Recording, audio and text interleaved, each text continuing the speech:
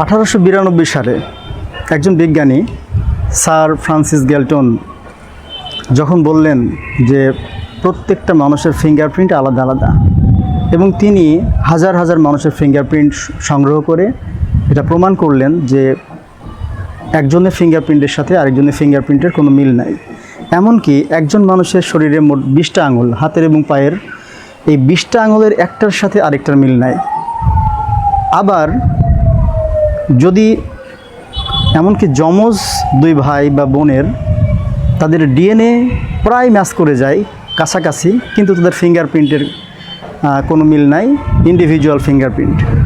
তো এটা আবিষ্কার করলেন 1892 সালে, আজ থেকে 130-35 বছর আগে।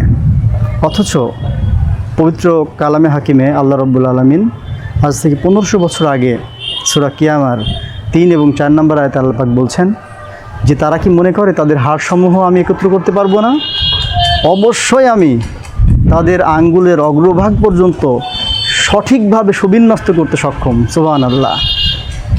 মানে আল্লাহ পাক ফিঙ্গারপ্রিন্টের কথা বললেন আজ থেকে 1500 বছর আগে, অর্থাৎ প্রত্যেকের ফিঙ্গারপ্রিন্ট আলাদা, এমনকি প্রত্যেকের যে 20টা আঙুলের ফিঙ্গারপ্রিন্ট আলাদা আলাদা, একটার সাথে আরেকটার মিল নাই। অর্থাৎ আমাদের আসলে পালানোর কোনো রাস্তা নাই, আল্লাহর হাত থেকে পালানোর কোনো ওয়ে নাই।